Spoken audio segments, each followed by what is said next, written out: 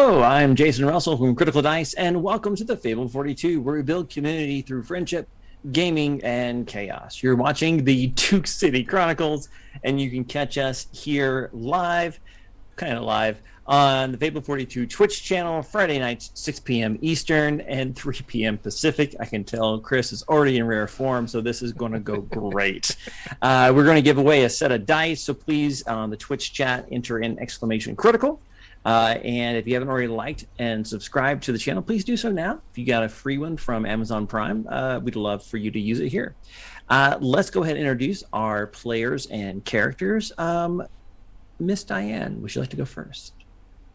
Sure. Hi, everyone. My name's Diane. You can find me online at The Pretty DM. And you can find me here Mondays, Wednesdays, Fridays, Saturdays, and almost every other time we're streaming. Almost. Not every. And we'll be holding an intervention on Sunday. For you and Stacks. And tonight, Friday, I am playing Katia Rose, a monstrous playbook, half human, half vampire, and 100% in the 1940s without a cell phone. I mean, you have your cell phone. A fate worse than death. I mean, I'm sure it's dead by now. Yeah, did you bring a charger? It's been a week. You don't just walk around with a charger. I'm also very hungry. True. Bridget, let's have you go. Hi guys, I'm Bridget. You can find me on Instagram and TikTok at string_theories_. And I am playing Suki Buchanan. She is a 70-year-old clairvoyant art professor at UNMN. One day I'll get it correct. One of these days. She's the spooky playbook, and she talks to the dead for a living. Excellently done. I think Quebec will change their giveaway laws before you get that right. It's gonna happen. I'm gonna bring dice to Quebec. Darn it. Let's get you to Quebec. GW. Hey everyone, I'm GW. You can find me on IG and Twitter under GW005, 2 zeros.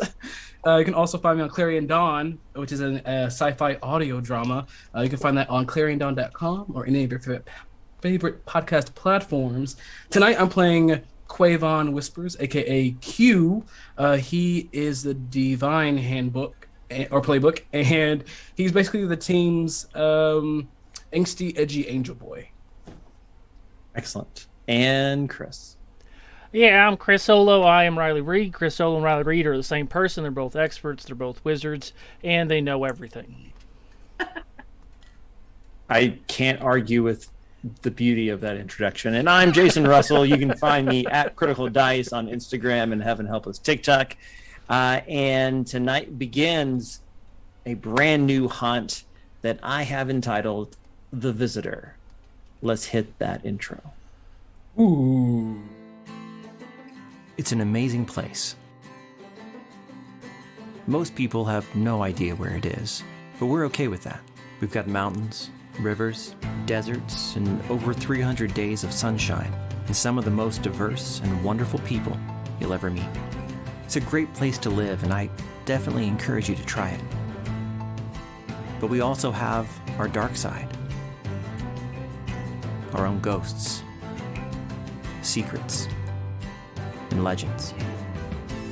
Most of them are true.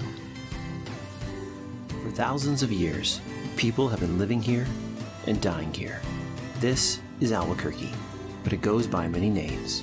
The 505, the Burke, my favorite is the Duke City. These are the Duke City Chronicles.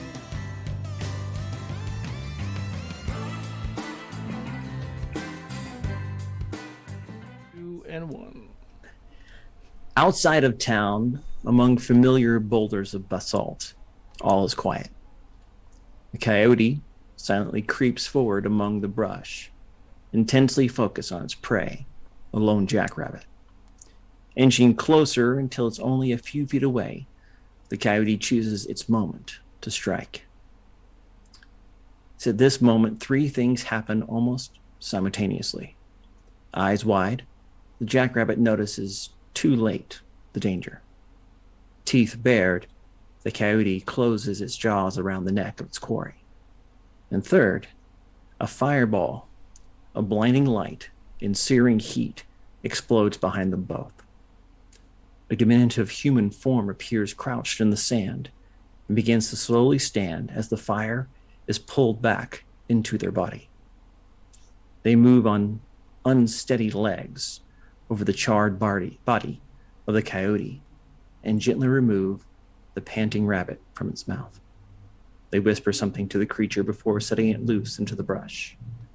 Looking around as if for the first time to get their bearings, they begin to walk eastward toward the distant lights of Albuquerque. So our team, the C4s, still not going to get used to that, is still in 1945. They have met up with famous monster hunter, at least in certain circles, Frank Hibben.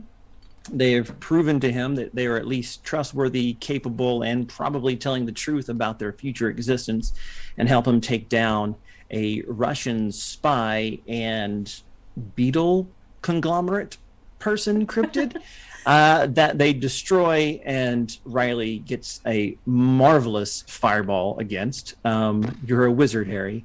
And now it has been a week since those events. In the time between last episode and this, Hibben has helped you guys find lodging, ironically, at Sunset House, where Suki will live and own that establishment in the future. There are 2 rooms available. Hugh and Riley get Suki's old room, and Suki and Katya get Katya's old room. Every night, Hibben invites all of you to the Sunshine Diner to check in on you, let you know if there's anything going on, and continue trying to help you find a way to get home. This night is no different. About a week has passed, and you guys are all in the Sunshine Diner talking things over with Hibben, who promises he is trying to make headway in, well, trying to find the last piece of the missing puzzle for your jump home. A word he still won't say out loud in public, but uranium. What do you guys think this conversation sounds like as we slowly descend here into the booth? Well, my first question is this the same restaurant that Riley doesn't know that Katya ate somebody? This is a different diner. Okay. That was a question a couple episodes ago where they're like, we can't go back there. So this is a different place, a few blocks down, closer to Sunset House and Spy House, or what will become Spy House. I'm just eating them. Okay, great. Hibben says, Would you have done business? what? You'd be eating regardless. I mean, if it was a week later, we'd see like bandages on his neck, and I would be like, "What happened to him?" And then you 2 guilty people would be doing all. And everything don't matter. You assume Katya would feel guilty. Hibben's, or Suki. which in some ways is more terrifying. You hear Hibben say, "All right, you guys know that. You guys apparently know more than even I do, but I have to go through proper channels. I'm trying to work through some contacts and back channels, and through I'm surprised to discover mutual friend Eubank. Perhaps find another way of getting you guys the last component. You guys said the Order is working on targeting apparatus, and then Mr. Whispers, you have the other component taken care of internally. Yeah. Excellent.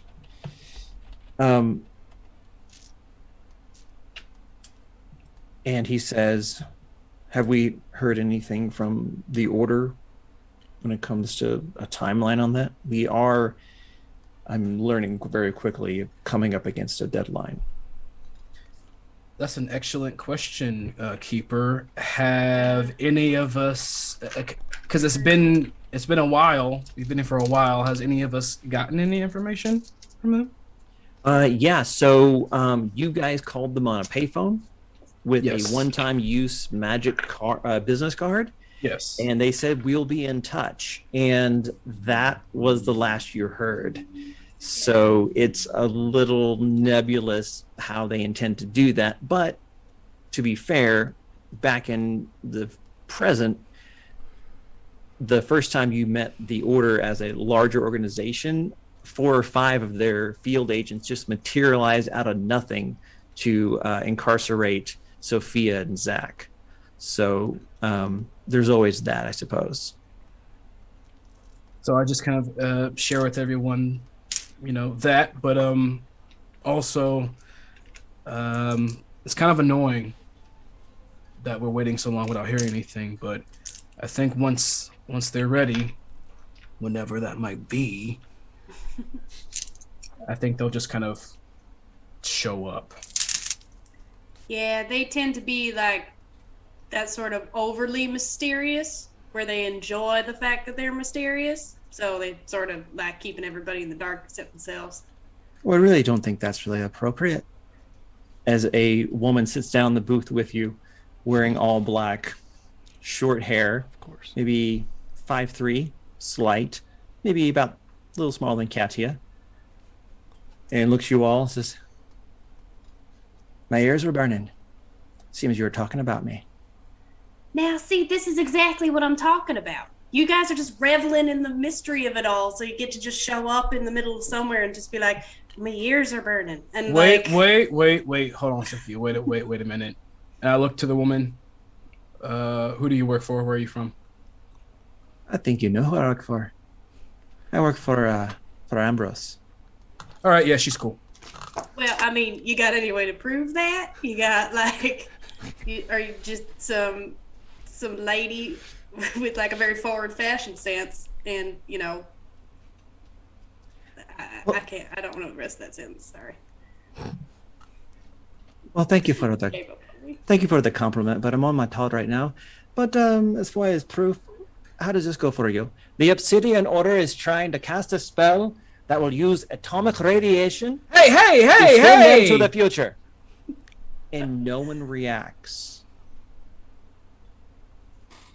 And she reaches her hand out about 2-3 feet and flicks the air, and you see a shimmer in the air. He goes, no one can hear us.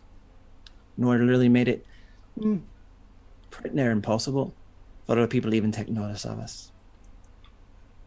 Q is just like kind of holding his heart, like, don't mess with us like that, woman. We've been through a lot, all right? We've been living in the past for a week. Well, look at the state of you. Are you gonna be all right, son?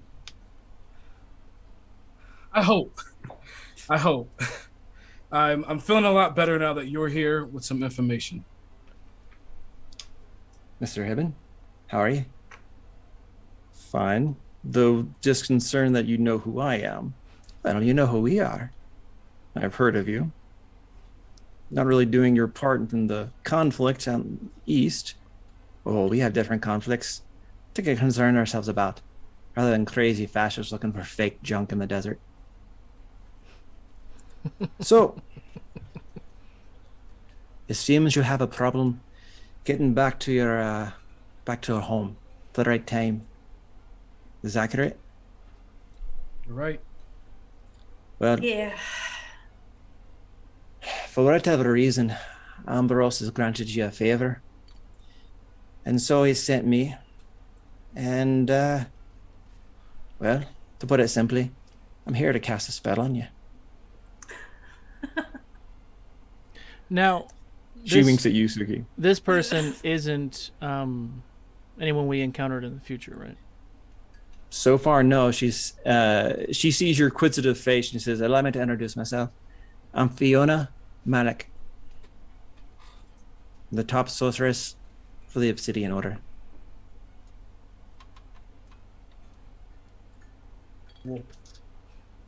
Riley's just I'm cute. I'm just stuffing my face. I just look to her and I just say, I'm Q. And I kind of like go for a handshake. She takes it and does like the little just the fingers things, like charmed, I'm sure. Q doesn't kiss her hand. He just shakes it. No, he doesn't. She doesn't expect you to. She's just like, yes.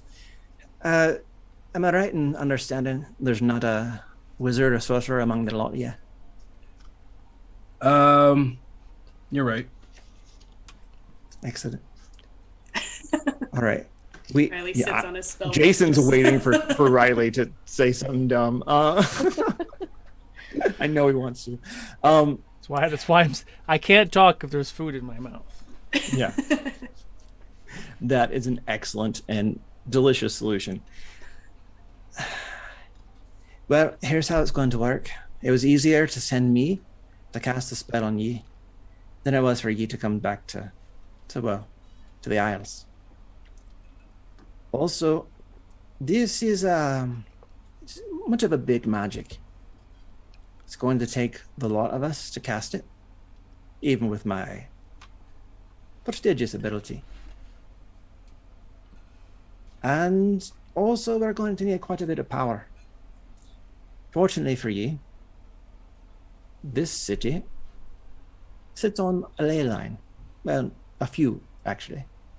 We can tap into that and use it like a jumper cable to get the spell to go. Any questions? So we're not going to No. necessarily need an atomic explosion this time? Oh, you need that for sure. That's not part of our deal. Oh shit. But I'll be casting it on you.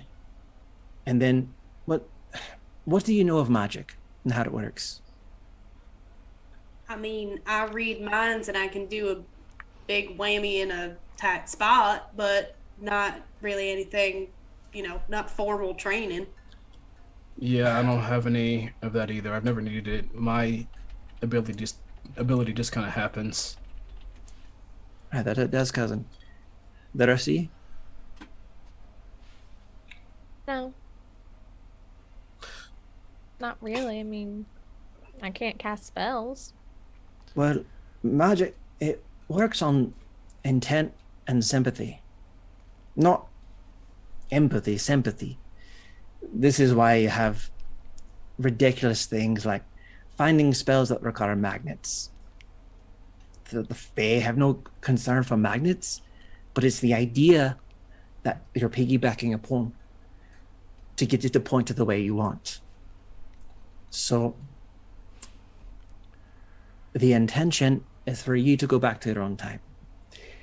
And when that day, and hopefully that day does come, Ambrose won't hesitate to tell you, has some concerns that it'll never come, and you'll muck things up right nice.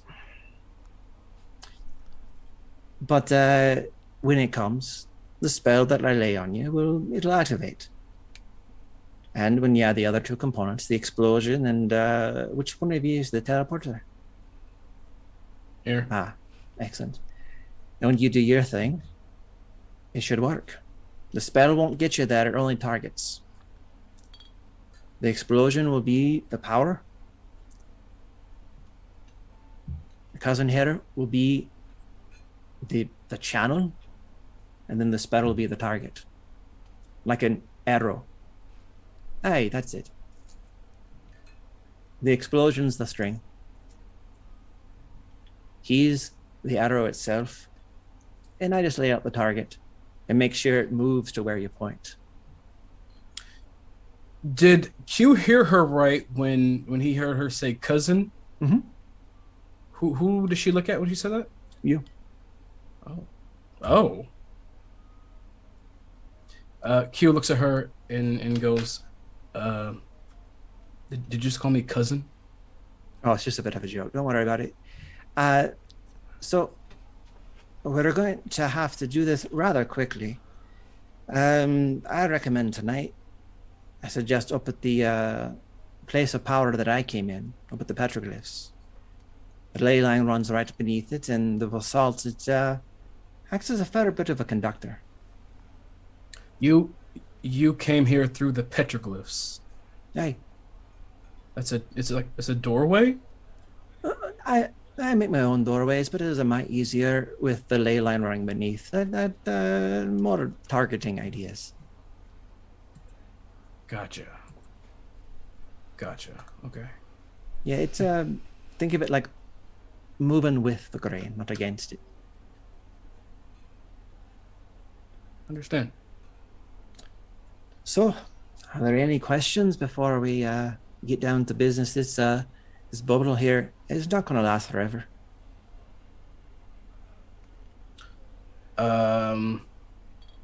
I look to because Hibbin's there with us, right? Oh yeah. And how has he been kind of taking in all this information? He's watching, very much like Riley is, but without the mastication, without the chewing. He's kind of like trying to size her up. Gotcha. Because he apparently knows about the Obsidian Order, but you're not sure what he thinks about them, other than he feels like they should be getting involved in the Eastern Front in World War II, but they're not. Gotcha. You ready for us to go? Is that to Hibbin? To Hibbin, yeah. I do have another question. You said this is big magic, yeah? Hey? You're leaving out the cost. You're leaving out the complications. I'm not a practitioner, but I've been around enough spells to know there's always a cost and there's always a risk. So what are you not telling us? Only a stepmother would blame you for not asking a question like that. It's true. There are some possible drawbacks. All of you need to be involved in the spell, okay? You need power. That's the ley line. Also, you're going to need you to think about, well, to move forward, you have to imagine where you want to be and what might keep you from getting there. I don't mean time and space, but personally.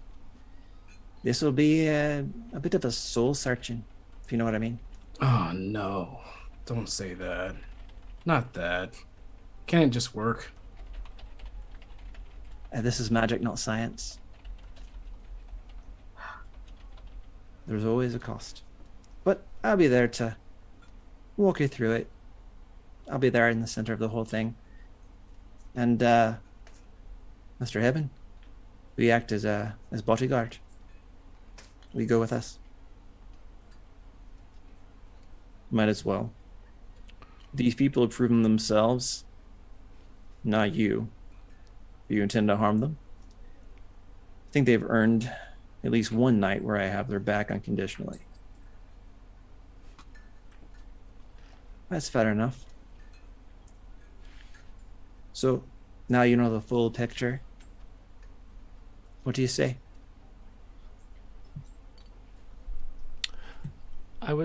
I've been connecting the dots this whole time. Hit it. I want to just put a few things together. One, does this woman who I already forgot her name, Fiona Malik. Fiona, does she look like she's from this time, or does she look like she's from a different time period? Did you roll connect the dots? Not yet. I'd like for you to roll connect the dots then, if that's what you want to do. Or you could also investigate a mystery, I think, would be appropriate. Either one. But choose. Choose wisely.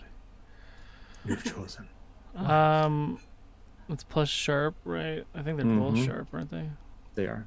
Oh yeah, so that's an 11. All right. So this is connect the dots, or this is investigate a mystery. I don't know which one. Yeah, we'll do investigate a mystery. Okay. So with investigate a mystery, I don't have my sheet in front of me. Sorry. With investigate a mystery, you can hold 2 on a full success. What would you like to ask? Actually, you know what? I'm gonna go back. I'm gonna do connect the dots, which Okay. is hold 3. Goodness. I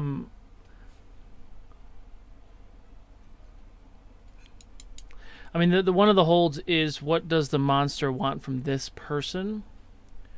But I would let you adapt that question to refer to her. there's something that's just not adding up for Riley, and this person.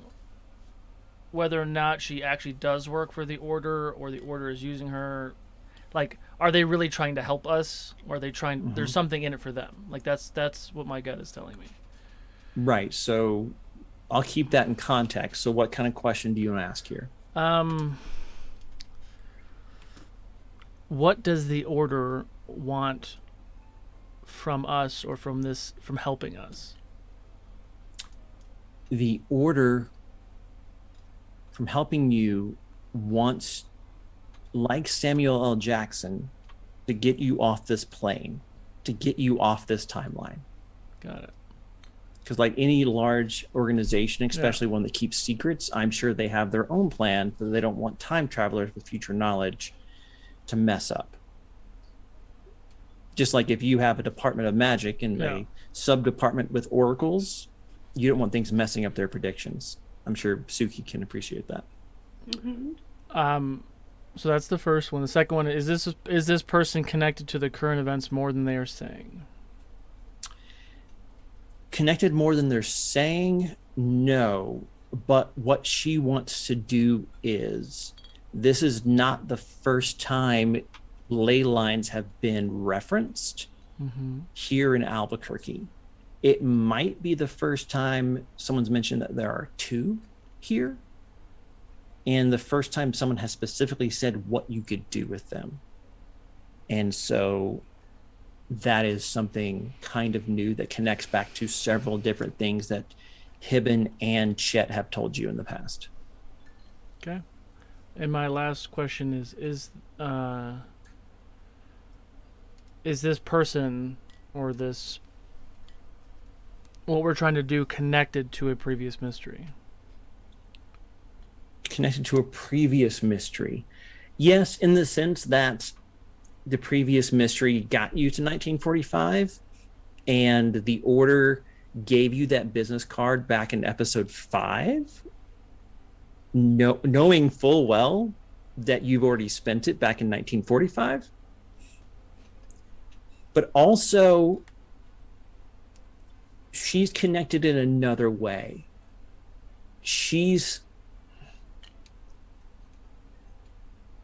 I'll say this, to have the level of power that she has displayed, and the level of power that she claims to have, that she was sent all alone to do this,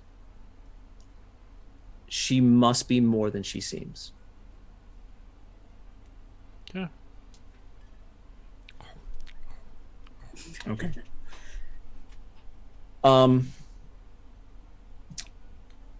Q has a question. Yeah, go ahead. I looked to her, and you said she had like short black hair and she's kind of pale. Yeah. Typical. I mean, if her accent's to be believed, Irish would make sense. You know, dark hair, pale skin, not a lot of vitamin D. Gotcha. Okay. Before Katia asked me, no. I wasn't thinking that, but Okay, I think Q is. Magically delicious. Sorry. Wow. Fiona. Hey.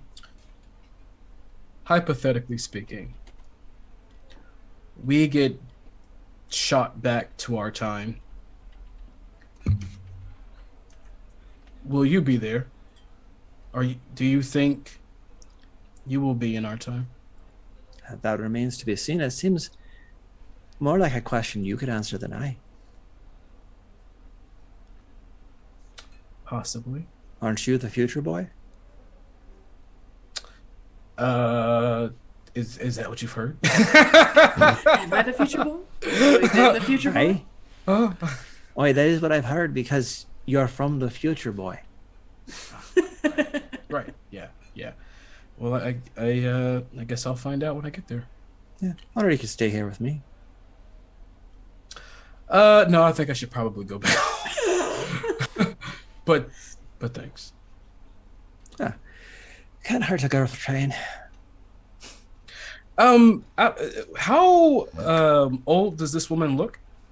She looks about maybe late 20s, early 30s. Oh, okay, gotcha. All right. I had another now face in Q's mind. rethinking his. Oh, wait, is that still on the table? An older exotic woman? No. I'm gonna look at Hibben. And this, before Q asks this question, he knows that there might be a chance to where this is too sensitive to say right now in mixed company, but he's, we're just sitting, we're chilling. Hibben, the other last week or something, you mentioned that when you saw what I could do, you mentioned that you met someone like me before in like Switzerland or France or something. Yeah, it's during my time in Europe. He kind of like looks over and looks to see if the bubble's still there. Yeah, why? Who, can I ask you who they were? I've never met someone like me. I want you to manipulate someone.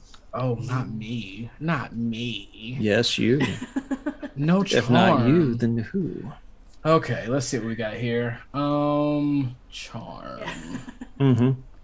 -1. All right. Everyone has their roles. I love it when I get you guys not to do your roles. Try to avoid it so much. Here we go. Not horrible. 4 + 3 is 7 - 1 is 6. So mark experience, unless someone's going to help out. So mark experience. Yeah. I would get in his head, but I think he would know. Oh, he absolutely would. Yeah, he'd be mad at me. And he's like, he kind of like looks at you, Q, and he like does a quick eye cut to Fiona and says, perhaps another time. Gotcha. According to my reports, we've still got about a week to go in this deadline. We'll have more time. All right, and he just pulls up one of his like malt glasses and just drinks it. And I do want to make it known that there's definitely somebody. There's definitely a person in between me and Riley, whether it's Suki or Kat. There's definitely a person sitting between me and Riley. In my mind, it's on one side of the booth, it's you, Suki, and Katya. Other side, it's Riley. It's Hibben, Riley, and then the outside Fiona. That's how it is in my head, at least. Gotcha. And so Fiona looks at Hibben and says, all right, then it's agreed. Been nice working with you. And they shake hands, and Suki, you have a vision. But it's a little bit odd because you feel that impending like tunnel vision and that psychic inertia hit you like a wave, but you're still at the table. But the plates have been replaced with playing cards. And everyone's sitting with their hands of cards like you're playing poker or gin rummy or something. And you're sitting right across from Hibben, and he says, you're not going to like this one. And he tosses a card out, and it's a tarot card, not a poker card. It's the devil. And as it hits the ground, hits the table, it kind of spins, and from your orientation, it's inverted. And he goes, I hate to do it. And he takes out a dagger and stabs Fiona in the chest. And you're back. I think Suki chokes on her malted milkshake a little bit. Oh, you all right? Yeah. Let's stay you. Wrong pipe. Sorry. Just. Oh, don't you hide it when it goes up your nose. You're a Miss Buchanan, eh? Oh, yeah. Dossier said you're a psychic? A medium? Yeah, it's been known to happen. Well, I must apologize. It tends to happen around me sometimes. Serious apologies. It sends up a bit of static. Yeah, I'm sure that's it. Yeah, it is definitely a funny feeling. All right. Well, the bubbles are down. I think it's time for us to get going. And unless there's any other actions or things we need to do, I think you guys will all kind of climb into the very large late model sedan of Hibben to drive out to the petroglyphs. Is there anything anyone needs to do before they go? I would like to, if I can, like she'll slide in the front seat next to him, and because she has to ask a couple questions. All right. Tarot-based questions. Sure. Anybody else? Okay. Suki, it's all you. Hi, Hibben.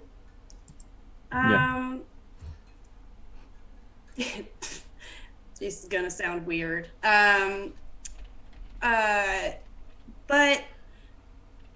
you ain't got nothing against Fiona now, do you? Great question, Suki. Is this out loud or in your head? Oh, Oh, I'll do it. I'll do it in my head, and I'll make sure to snip the psychic ring for now. Okay, so is it just you and him, or the whole team minus Fiona, or the whole team and Fiona? Just me and Hibben. You see him like grip the wheel for a second and relax, and you hear him in your head, huh. I always wondered what this was like. Yeah, it's not as uncomfortable as people always make it out to be. You know, like in the movies and everything, people are like, they're in my head. It's not really that bad. Movies must be very different in the future. I keep forgetting 1945. Yeah. Yeah. Also, I'll be the judge of what's comfortable for me. Fair enough. But I understand your need for secrecy. Listen, I've got nothing against Miss Malik directly. I just don't trust the organization as a whole. They've done some good, but they could do more. You have personal experience with them?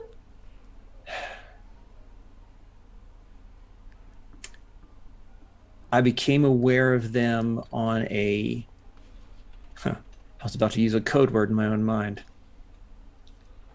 On a secret non-sanctioned mission that involved monster hunting. I made a little side trip when I was on the Eastern Front.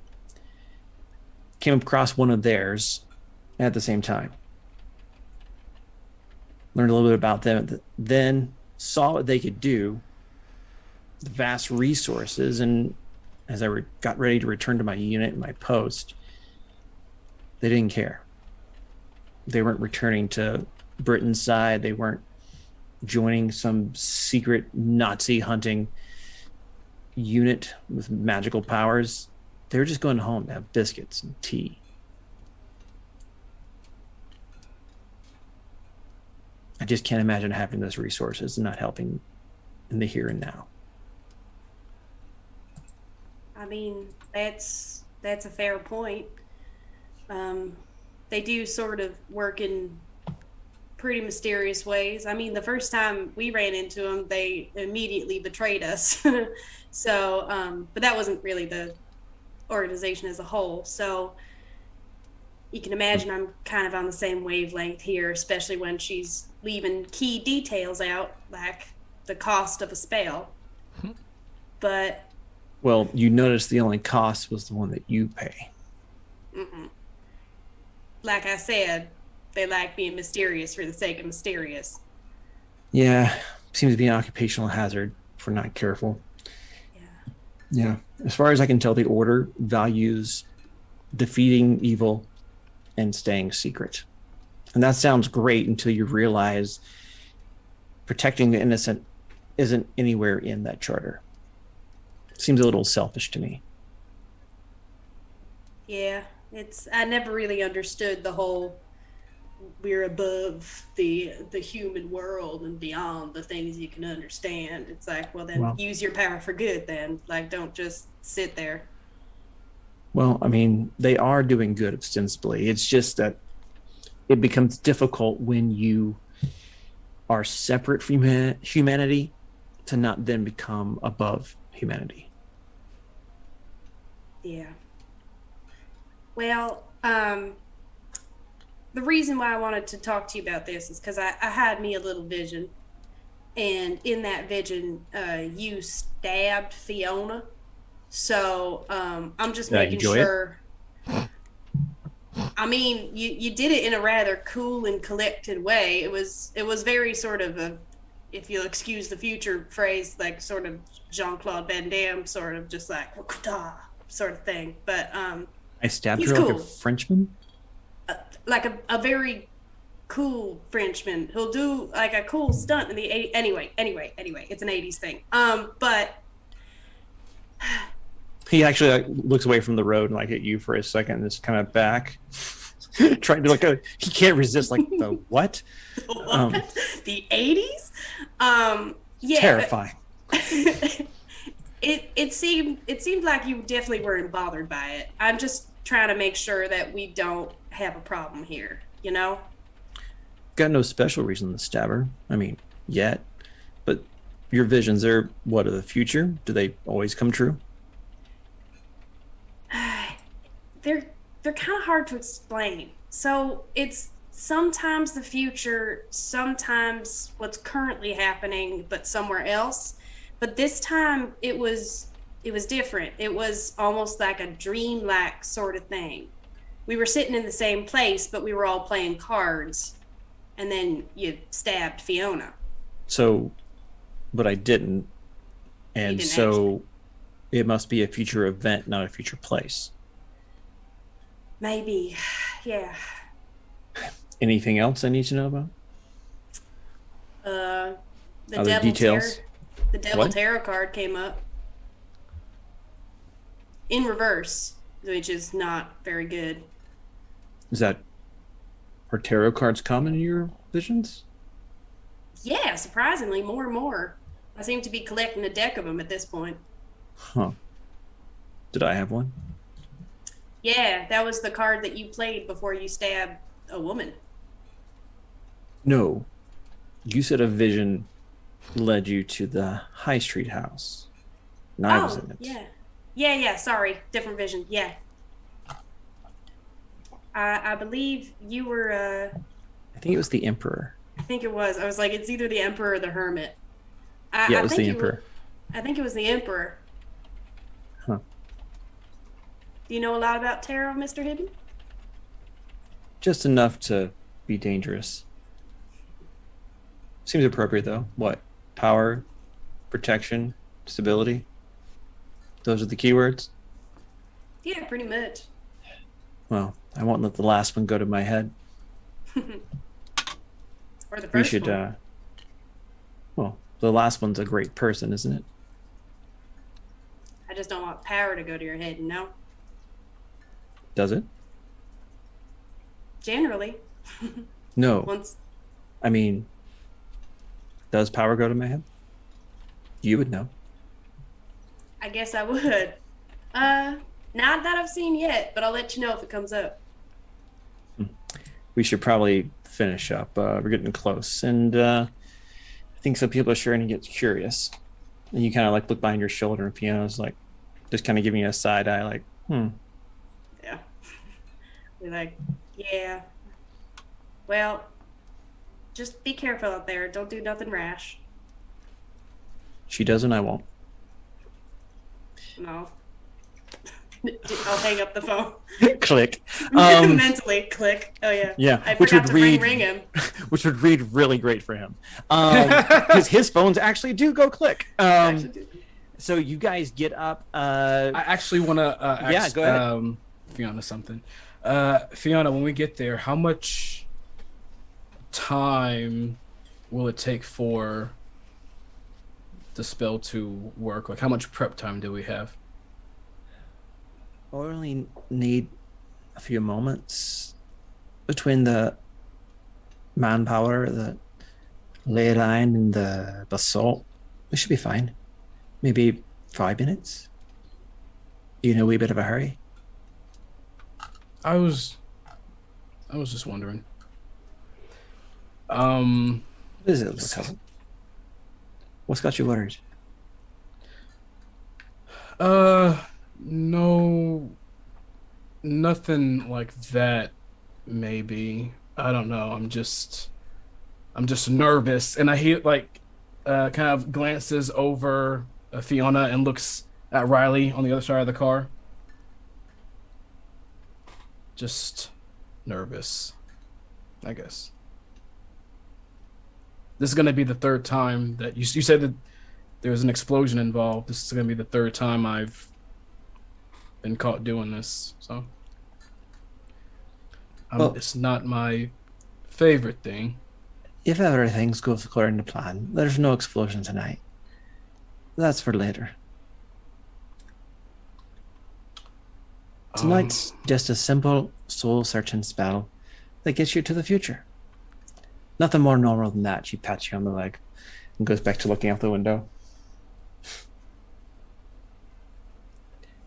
So you guys arrive. You aren't able to get as close as you'd like because there aren't roads out here. What used to be an easy access by parking behind a Jiffy Lube now becomes a bit of a trek, maybe about a 20-minute walk from as far as the car can go or as far as Hibben will take the car.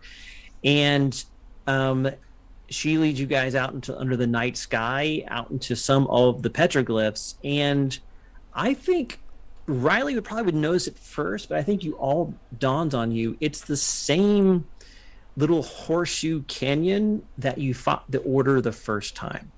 Yeah, Where the ghoul gates. Yeah. I almost said like, yeah, there's portals there. Ghouls Yeah. came from them. Oh yeah, where we got traumatized by the Order last time. So for the second time as your life as a team, but maybe now the first time you're with members of the Order in the petroglyphs working out a plan together. So, do with that what you will. I hate it. I figured you would. You're about to hate it a whole lot more. She actually clears out a space not too far from where the lights had been back in the future.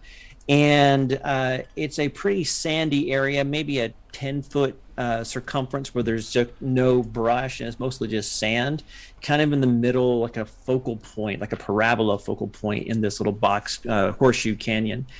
And she says, all right, you lot, just sit in a semicircle here and I'll sit in the middle. I'll start channeling the spell, and all you need to do is to think about moving forward. Think about where you want to be, and the spell will take care of the rest. Won't take but a moment, but it might feel a bit longer to the rest of you. And Mr. Hibben, you'll watch our backs. I'll watch everything. Suki? I got a question real quick. Mm-hmm. Should we all be thinking of the same place in the future that we'd like to be, or just any place will do? Well, I think that would be very helpful if Mr. Reed's thinking about the far future and flying cars and whatnot, and Mr. Q is thinking about when he was 9, and you, Miss Buchanan, are thinking about about your heyday as a younger woman, and Miss Katia, she's thinking about her present. That could get a little messy, so perhaps you should think about when you left. I would And, like to think about and suggest that I'd like to think about that moment when I was alone and y'all were doing your own thing and I was trying to get Katia out of that cage. I want to think about that moment. What? No, what why cave? why would we go back that far? No. It We need to sounds go like back you need ahead. some time as a group to consider your options, but I'd recommend against shifting too much either way from when you left. I'll do some preparations while you talk. Right. I don't want to go back to when I was in a cage, so So I I heard don't- cave, and I was like, when was she in a cave? And I was like, oh, the Cage. cage that I Cage. put her in. There, Okay, there, yeah. yeah. Yeah. That I put her But in. also, He puts his head down in shame. like the kind of cave rocks that I was taken from when I went into the cage. Mm-hmm. Yeah. So, they How, both how many episodes did we do after that? All of Couple. them. Bunch, That yeah. was That a long was time 5, ago. right? Yeah, that was 5, 10, and we've Got it. done 6, 7, 8, and this is 9 Got it. Okay. Yeah. with multiple hours per episode. Riley, why would you want to go back there? That's when we were in the middle of the fight with the order people. No, why would you? Why? Yeah, I think I was stabbing a guy. We need to go exactly back to the time when we left. I want to go back there because I made a mistake. What? What mistake did you make, babe? Is she like still here? Can she hear us? No, she's maybe about 10 feet away. She like actually was like noticing a little like internal conflict, and she stepped away to like. You're pretty sure she can't hear you. Riley, let's try to not fuck this one up. Let's just try to go back to when we left. Okay. What was the mistake? That's though? easy I for you to mean, say. What do you? You're the what? golden boy, right? You can just do whatever you want. What are you talking about? I fucked up back then. I'm just a human, right? Y'all got special powers and all sorts of shit, and I did I something. never said that. You imply it. And I did something stupid because I was desperate, and y'all sent me alone to go try to get Katia out of that fucking warehouse. Because you're a pro. succeeded. You've done this 1,000 times. Me and Suki, we have powers or whatever, but we thought you would be best to send back there because you just have so much. Yeah, I done this Stuff. to monsters, to fucking crazy ass demons and evil specters and shit, not people. I killed Kyle. I killed him. Q thinks back. Wait, the magic guy? Yeah. I blew him to fucking Timbuktu because I was terrified. He's a fucking magic user and I'm just a regular person. I mean, to be fair, he kind of was a monster. I mean, he was draining myself and another being like myself, taking our abilities. So he was a monster. He wasn't a good person. You don't have to beat yourself up because you killed him just because he didn't have claws. I'm not a Doesn't make judge. him a monster. He's still a Besides- person. It doesn't matter if he's a piece of shit. He's still Okay, a then person. judge yourself for killing monsters too, because they have families too. If you want to think about it, werewolves, we saw them. They have families. Vampires, we have families. I mean, you want to judge yourself, then judge on every kill you've done, not on just a person, because he was harming myself and someone else. You saw it. Did he try to kill you, Riley? He didn't get a chance to. He tried to kill me.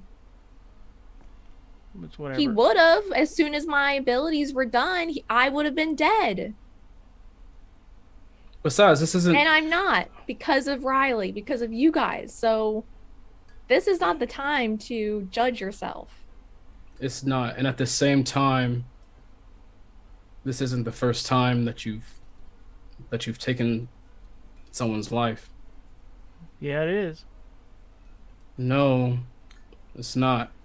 Remember Carl, that bastard? I didn't kill Carl. I told him to get the fuck out of the city and never come back. Otherwise, I would. You shot him. I shot a gun. Yes. But you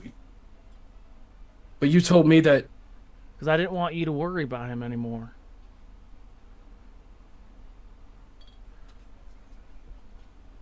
Well, Well, whatever. We'll go back to whatever dumbass time we left and blew up fucking Albuquerque. It's fine.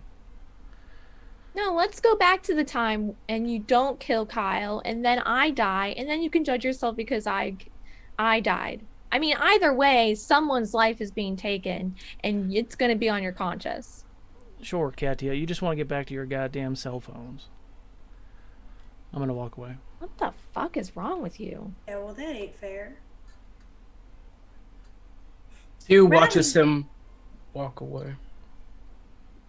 I think Suki's not gonna let that stand. Well, you- Riley, and I'm gonna follow him. Look,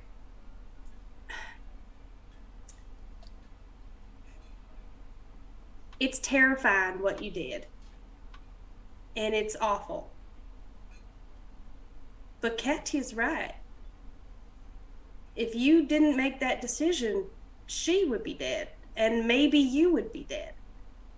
Because at that moment, you had to do what you had to do. I was being attacked in this very circle. Q was fighting in this very circle.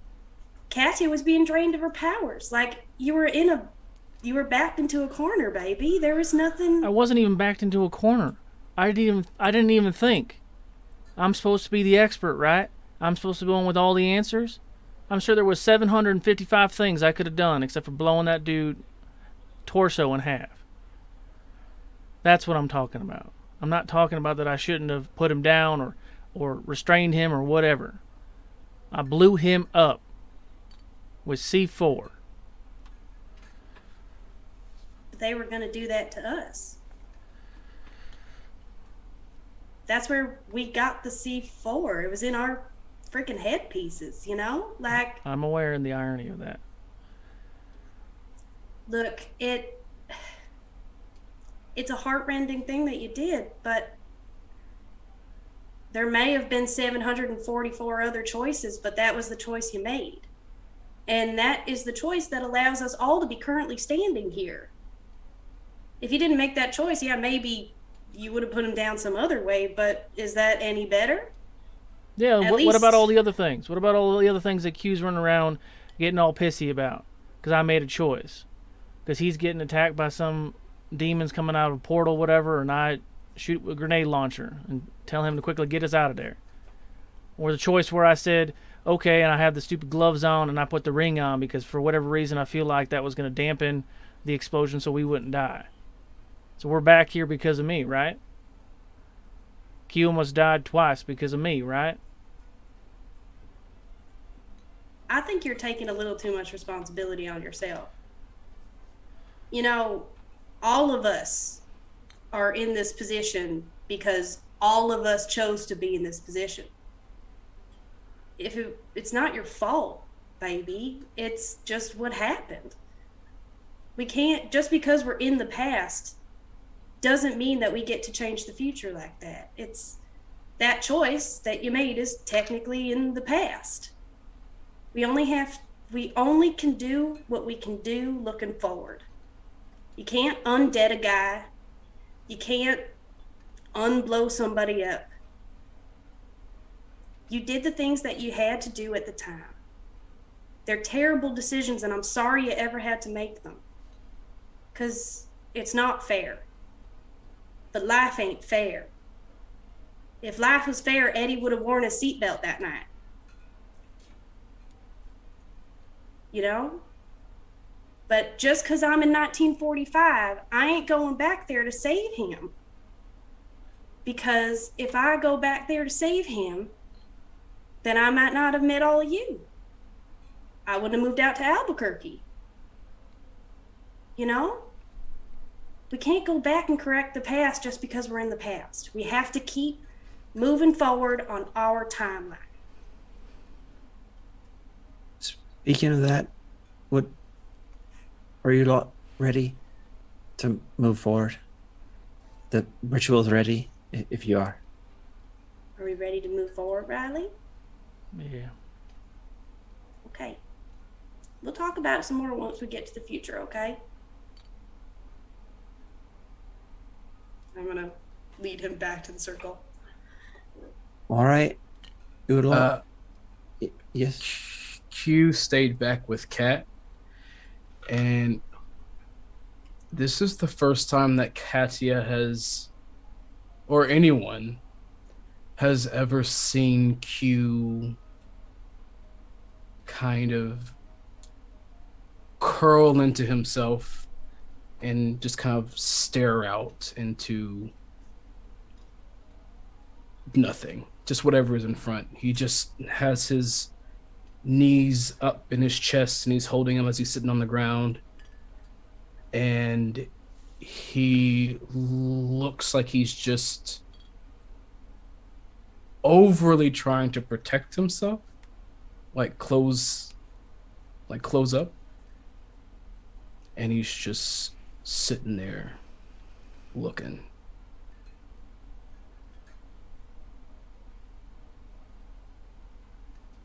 Just watching and being quiet. Doesn't really know what to say.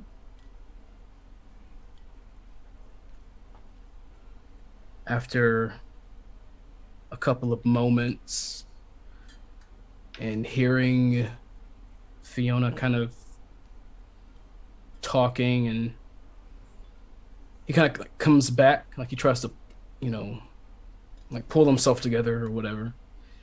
And he kind of shoots up, and he kind of like he's on a mission. He walks over to Riley.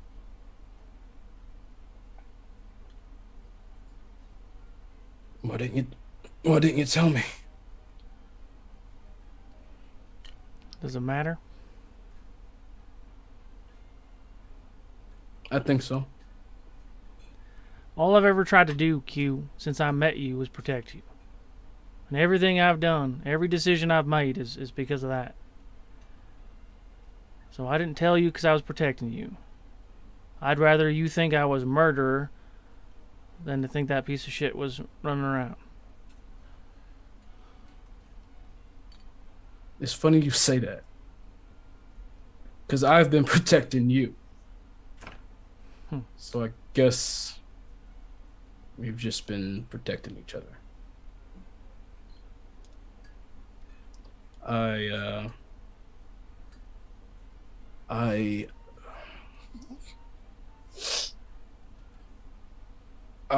I'm sorry. I'm sorry. I am too. Just get the fuck out of this place, man. Yeah. And I walk to Fiona. Fiona directs everyone to sit kind of along the radius around the half circle with her at the center, and sit down. As she sits cross-legged in the center, she takes out what looks to be some kind of dagger, pushes it into the sand, and puts her hands in front of it. Riley, as you're walking to your spot, Hibben like bumps you with his shoulder, and kind of walks away, circling the perimeter, and in your hand there's a piece of paper, and it says load cold iron. Load cold iron. And you're sitting, as you're reading that, trying to wonder what it means, and light springs from the hilt of the dagger, and all of you fall asleep. And that's where we end our episode. What? Was that a part of the plan? It's all part of the plan, Or someone's GW. plan. Yeah, I know.